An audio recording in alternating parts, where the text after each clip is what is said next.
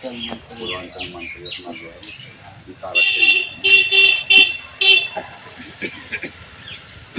साथी सभापति, मनरेगा बचाओ देश बचाओ अभियान के तहत अभी हम यहाँ बैठे हुए हैं। आपके बीच अंचल मंत्री बैठे हुए हैं, जिला पार्षद राम प्रकाश भी बैठे हुए हैं। आप तमाम साथी को भी शिरकत करना पड़ रहा है। बच्चा आराम साइकिल के नीचे अभी जिस तरह से सब घुर के हम लगे सरकार दिल्ली में बैठी हुई सरकार जो है, यह सरकार एक पक्षीय सरकार। पहले सरकार अगर बनता था वह सर्वांगीण विकास के लिए बनता था, देश की चौमुखी विकास हो इसके लिए बनता था। अभी सरकार सिर्फ भाजपा पार्टी का कैसे विकास हो, आज वो एक पार्टी के प्रधानमंत्री बन के रह गए हैं नरेंद्र मोदी। आप देखते होंगे नरेंद्र मोदी जहां कहीं जा रहे हैं वो अपना सिंबल जो भाजपा की सिंबल है फूल छाप, वो फूल छाप जरूर लगाते हैं। तो चाहे गमछा के माध्यम से हो या बैनर के माध्यम से हो, वो अपने शरीर पर रखते हैं।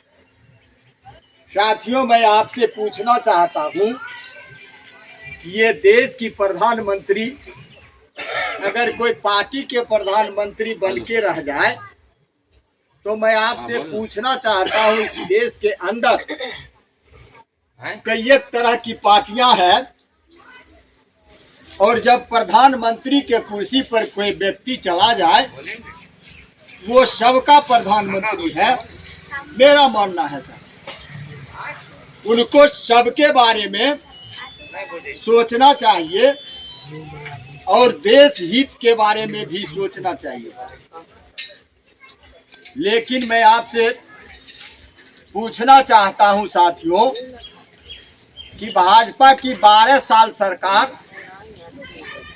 दिल्ली में चली और अभी भी चल रहा है सर।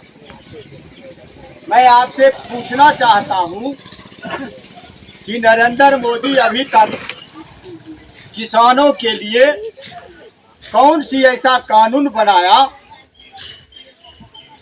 जिसके बल पर बनौली जैसे गांव में किसानों को कोई फायदा हुआ हो, उस कानून से लाभ हुआ हो। अगर एक भी कानून बना हो तो आप बताइए सर। उसी तरह से मजदूरों के हित में जो कुछ कानून पूर्व में बना हुआ था, उस कानून के साथ भी ये सरकार छेड़छाड़ कर रही है और गरीब मजदूरों के लिए जो कानून था उसको भी समाप्त कर देना चाहती है ये सरकार। अभी देख रहे हैं आप बैनर में मनरेगा बचाओ देश बचाओ। क्यों हो रहा है सर? बहुत सारे लोगों को ऐसा लगता होगा कि सिर्फ मनरेगा को नाम बदल के जी राम जी कर दिया गया है, लेकिन कानून वही है। लेकिन ऐसा नहीं है सर, ऐसा नहीं है साथियों। इसमें काम की गारंटी था साथियों, साल में कम से कम 100 दिन काम और न्यूनतम मजदूरी का ये कानून था साथियों। लेकिन अभी जो कानून बना है साथियों, उसमें कोई मजदूरी का ना गारंटी है ना कोई काम का गारंटी है सर। अभी तो हम आप नहीं समझते हैं इस कानून को, इसलिए लगता होगा कि सिर्फ नाम बदला गया। 10-15 मिनट और लगते मनरेगा को उल्टा करके जी राम जी कर दिया, सिर्फ नामकरण अलग अलग हो गया है, कानून वही है।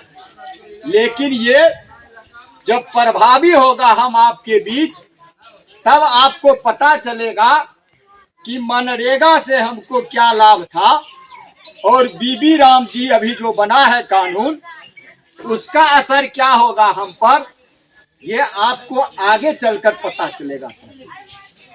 इसलिए हम बीबी राम जी कानून को वापस लेने के लिए सरकार से कह रहे हैं और मनरेगा जो बना हुआ था पूर्व से कानून, उसको लागू करने के लिए कह रहे हैं। साथियों, हम तो कोई पागल नहीं है साथियों, जो इस तरह के गर्मी में आपको भी गर्मी लगता होगा और हम भी 10 किलोमीटर से चल के आपके बीच इस बात को बोल रहे हैं। अभी आपको जिला परिषद जी कहा, कुछ दिन पहले कम्युनिस्ट पार्टी गांव-गांव मीटिंग करके कहा करता था कि डंकल बीज जो है, डंकल बीज को जो सरकार लाया कानून, उसको हम लोग विरोध कर रहे थे और कह रहे थे कि डंकल बीज आप लगाइएगा तो एक बार अपने खेत में लगाइएगा, दूसरे बार उसको आप अपना खेत में नहीं लगाते। ना सरकार मानी, ना आप लोग वैसा कोई आंदोलन किया जिसके चलते वो कानून प्रभावी हो गया। आज तमाम किसान बैठे हुए हैं, हमको नहीं लगता है कि इसमें खेती करने वाले लोग नहीं है। तो चाहे 1 बीघे करते हो कि 10 कट्ठा करते हो, लेकिन तमाम लोग खेती करते हैं सर। और आप जान रहे हैं कि डंकल बीज कैसे प्रभावी हुआ, और ठीक ही बोले कि एक बार हम लगाए, दूसरे बार हम नहीं लगाते। फिर हम बाजार से बीज खरीद के लाते हैं, तब दूसरा साल फिर उसको हम प्रयोग में लाते हैं सर। हमारा जो बीज पहले था 18-21 गेहूँ, 62 गेहूँ, इस तरह का जो गेहूँ था, मेरे पास जो बीज का उपयोग करते थे, आज वो गेहूँ नहीं है मेरे पास, आपके पास। और बाद हो के वही डंकल बीज हम सालों साल मार्केट से लाते हैं और अपनी खेत में बुआई करते हैं। वही है आज ये मनरेगा कानून।